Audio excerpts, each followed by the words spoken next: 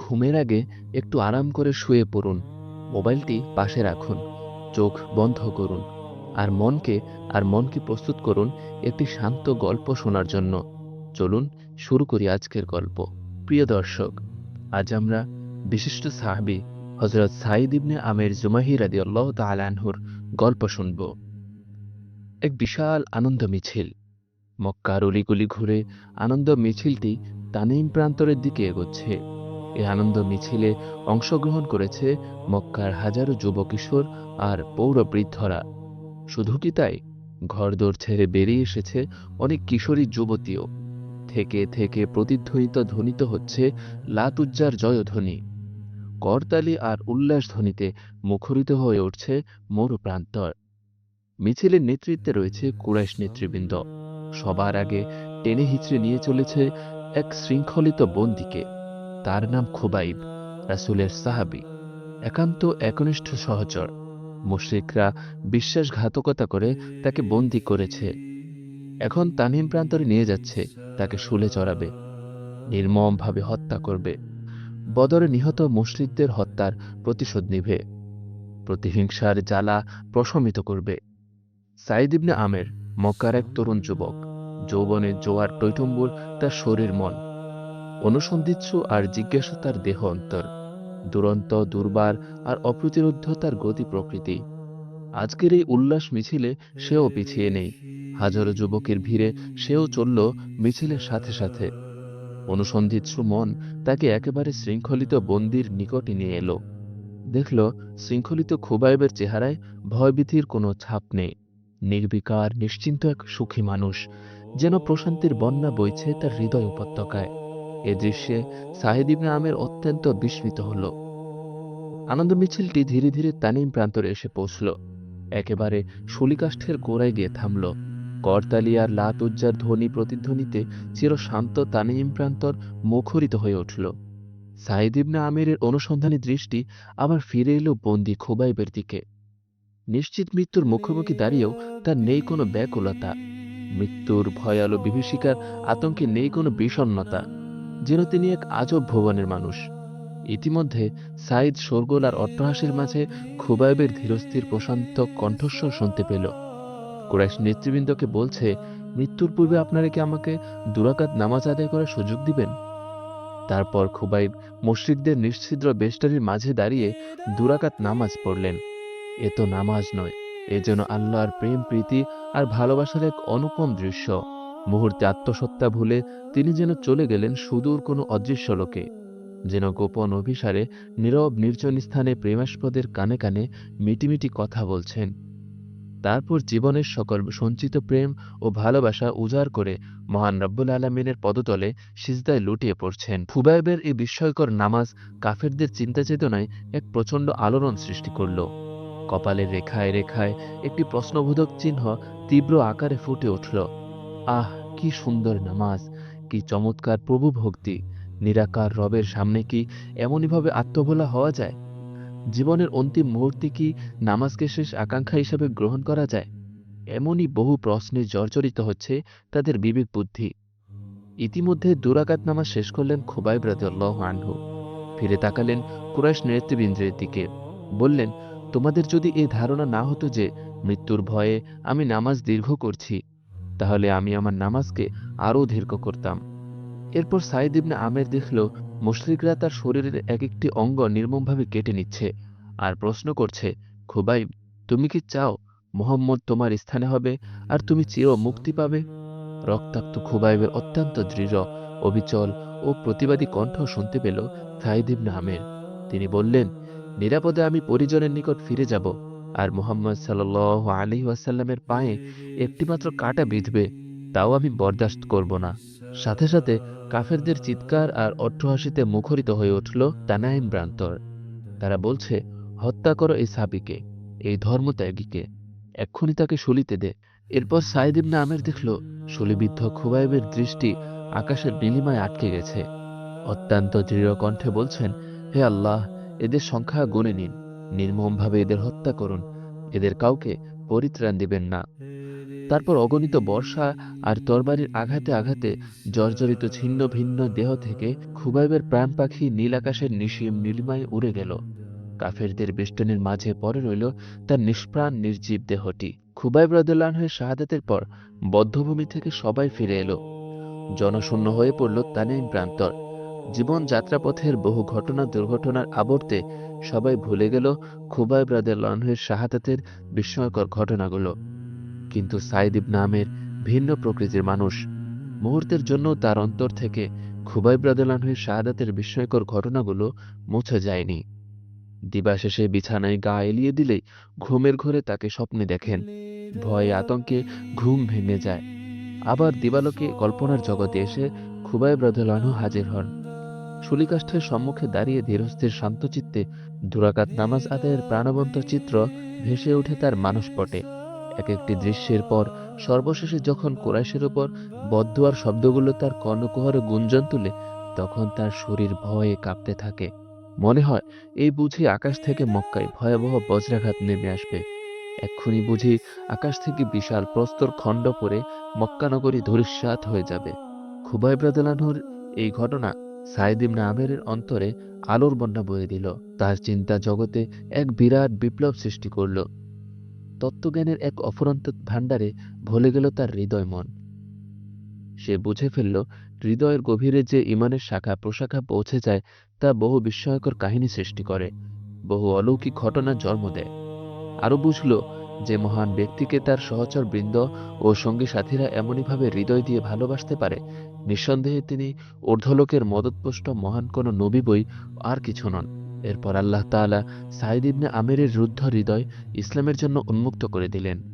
সমবেত কাফেরদের মাঝে দাঁড়িয়ে তিনি ইসলাম গ্রহণের কথা ঘোষণা করলেন।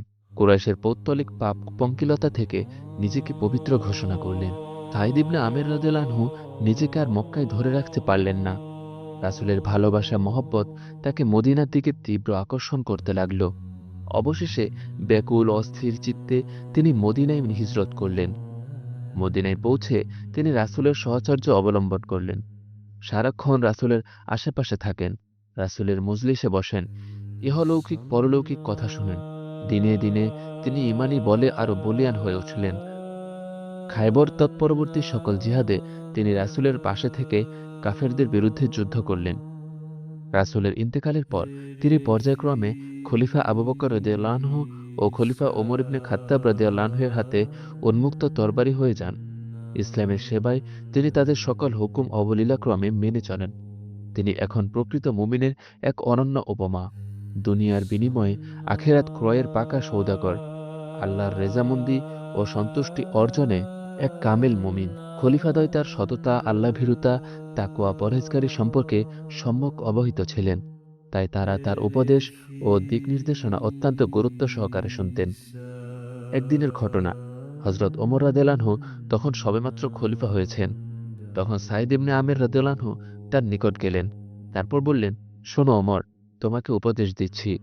জনসাধারণের ব্যাপারে আল্লাহকে ভয় করবে, আল্লাহর ব্যাপারে কাউকে ভয় করবে না।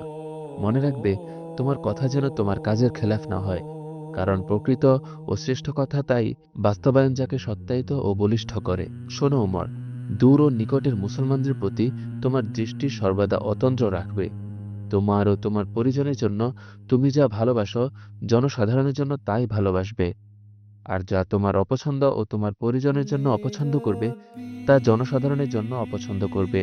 সত্য বাস্তবায়নে জীবন যুদ্ধে ঝাঁপিয়ে পড়ো। আল্লাহর বিধিবিধান বাস্তবায়নে কারো তিরস্কারকে ভয় করো না।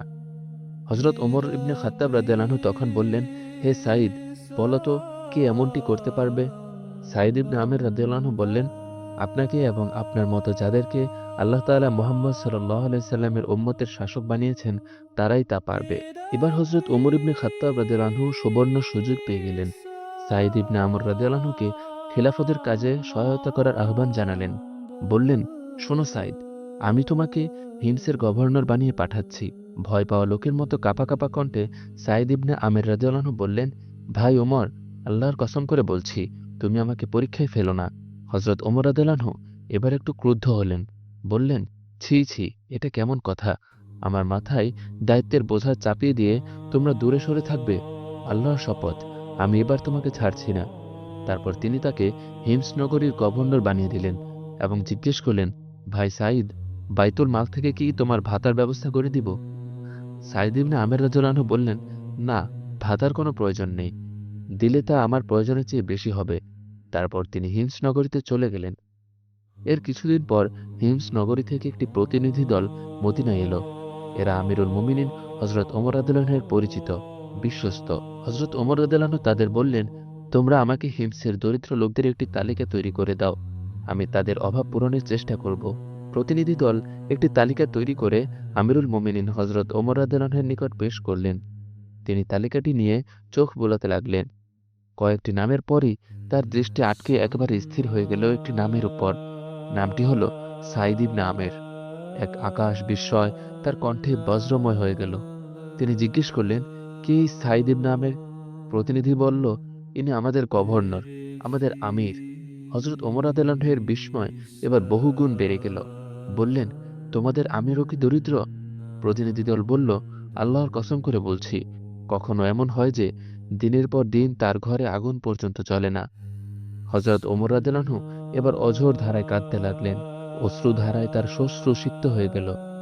তারপর 1000 দিনারের একটি থলে তাদের হাতে দিয়ে বললেন, সাঈদ ইবনে আমেরের নিকট আমার সালাম পৌঁছাবে। তাকে বলবে, ওমর ইবনে খাত্তাব এগুলো আপনাকে আপনার প্রয়োজন পূরণের জন্য দিয়েছেন। হিমসে পৌঁছে প্রতিনিধি দল সাঈদ ইবনে আমের রাদিয়াল্লাহু আনহু এর বাড়িতে এলো।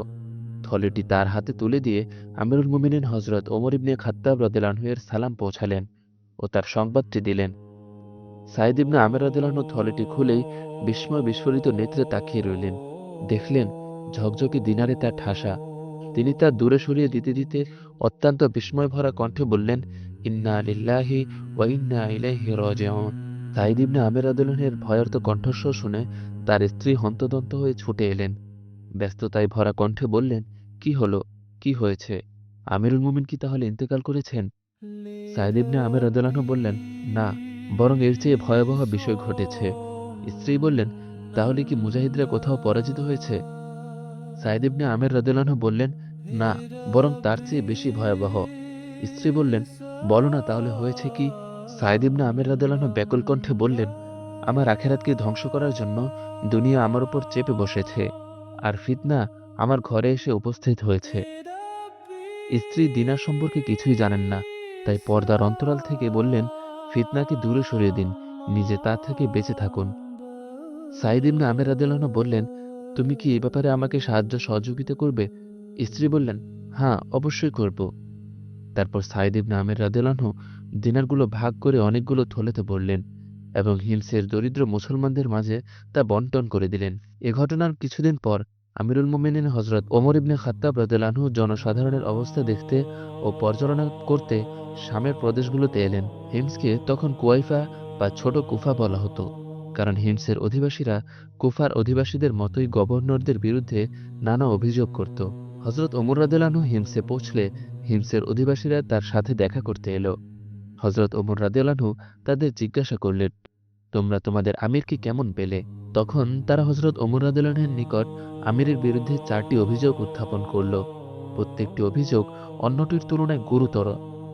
হযরত ওমর রাদিয়াল্লাহু আনহু বললেন, তখন আমি তাকে ও তাদেরকে একই মজলিসে সমবেত করলাম আর মনে মনে আল্লাহর নিকট দোয়া করতে লাগলাম, হে আল্লাহ, আমি তো সাঈদকে বিশ্বাস করতাম, তার ব্যাপারে আমার আস্থা ছিল। হে আল্লাহ, তুমি তার সম্পর্কে আমার ধারণাকে ভুল প্রমাণিত করো না। সাঈদ ইবনে আমের ও তার বিরুদ্ধে অভিযোগকারীরা এসে উপস্থিত হলে আমি বললাম, সাঈদ ইবনে আমের ও তার বিরুদ্ধে অভিযোগকারীরা এসে উপস্থিত হলে আমি বললাম, আমিরের বিরুদ্ধে তোমাদের কি কি অভিযোগ আছে? তারা বলল, দীর্ঘ বেলা পেরিয়ে যাওয়ার আগে তিনি বাইরে আসেন না। আমি বললাম, হে সাঈদ, এ ব্যাপারে তোমার বক্তব্য কি? সাঈদ ইবনে আমের রাদিয়াল্লাহু আনহু তখন কিছুক্ষণ নীরব রইলেন। তারপর বলতে লাগলেন, আল্লাহর কসম, আমি এর কারণ বলতে অপছন্দ করছি, কিন্তু এখন তা ব্যক্ত করা ছাড়া কোনো উপায় নেই, তাই বলছি। আমার ঘরে কোনো চাকর বা চাকরানি নেই, সুতরাং প্রত্যহ সকালে আমি আটা গলি, খামিরা করি, তারপর রুটি বানাই, তারপর অজু করে জনকল্যাণমূলক কাজের জন্য বাইরে বেরিয়ে আসি। হযরত ওমর রাদিয়াল্লাহু আনহু বলেন, আমি তখন অভিযোগকারীদের নিকট বললাম, তোমাদের আরো কোনো অভিযোগ আছে কি? তারা বলল, তিনি রাতে আমাদের কারো ডাকে সাড়া দেন না। আমি বললাম, হে সাঈদ, এ ব্যাপারে তোমার বক্তব্য কি? সাঈদ ইবনে আমের রাদিয়াল্লাহু আনহু বললেন, আল্লাহর কসম, এ বিষয়টিও আমি প্রকাশ করতে চাচ্ছিলাম না, তা সত্ত্বেও এখন বলতে হচ্ছে। আমি দিবসকে জনকল্যাণমূলক কাজের জন্য নির্ধারিত করেছি, আর রাতকে আল্লাহর ইবাদতের জন্য নির্ধারিত করেছি। এরপর আমি বললাম, তোমাদের আর কোনো অভিযোগ আছে কি? তারা বলল, হ্যাঁ আছে, মাসে একদিন তিনি ঘর থেকে বাইরে আসেন না। আমি বললাম, হে সাঈদ, এ ব্যাপারে তোমার বক্তব্য কি? সাঈদ ইবনে আমের রাদিয়াল্লাহু আনহু বললেন, হে আমিরুল মুমিনিন, আমার কোনো পরিচারক নেই, আর আমার এই পরিধেয় কাপড়টি ছাড়া আর কোনো কাপড় নেই, তাই মাসে একবার তা ধৌত করি এবং শুকানোর অপেক্ষায় ঘরে থাকি এবং দিবসের শেষ দিকে বেরিয়ে আসি। তারপর আমি বললাম, তোমাদের আরো কোনো অভিযোগ আছে কি? তারা বলল, হ্যাঁ আছে, মাঝে মাঝে মাঝে মধ্যে তিনি অজ্ঞান হয়ে পড়েন, ফলে তিনি তার মজলিসে উপস্থিত হতে পারেন না। আমি বললাম, হে সাঈদ, এর কারণ কি? সাঈদ ইবনে আমের রাদিয়াল্লাহু আনহু বললেন, আমি মুশরিক অবস্থায় খুবাইব রাদিয়াল্লাহু আনহুর শাহাদাত বরণকালের মৃত্যু যন্ত্রণা দেখেছি, আর দেখেছি কুরাইশরা কিভাবে তার শরীর থেকে এক একটি অঙ্গ কেটে নিচ্ছে আর বলছে, তুমি কি চাও মুহাম্মদ তোমার স্থানে হবে আর তুমি নিরাপদে পরিজনের নিকট ফিরে যাবে? তখন তিনি বলছিলেন, আল্লাহর কসম, মুহাম্মদ সাল্লাল্লাহু আলাইহি সাল্লামের পায়ে একটিমাত্র কাঁটা ফুটবে আর আমি নিরাপদে নির্বিঘ্নে পরিজনের কাছে ফিরে যাব, এটা কিছুতেই হতে পারে না।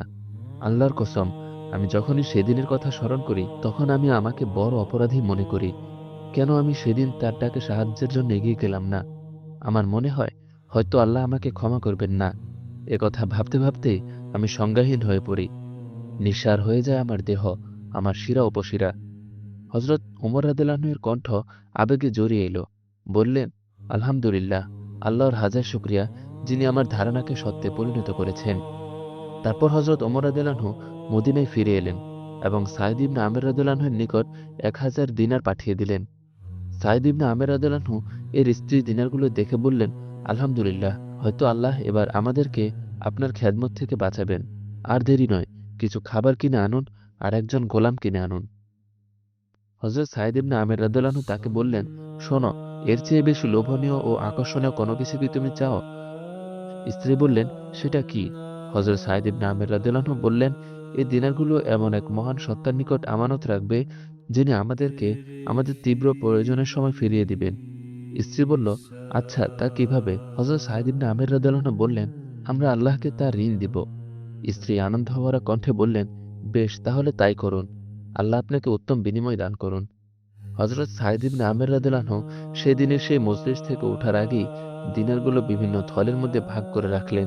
তারপর তার পরিজনের একজনকে ডেকে বললেন, যাও, ওই থলেটি অমুক বিধবা নারীকে দিয়ে আসো, এ থলেটি ওই এতিমদের দিয়ে আসো, এ থলেটি অমুক মিসকিনদের দিয়ে আসো, এ থলেটি অমুক ব্যক্তির দরিদ্র সন্তানদের দিয়ে আসো।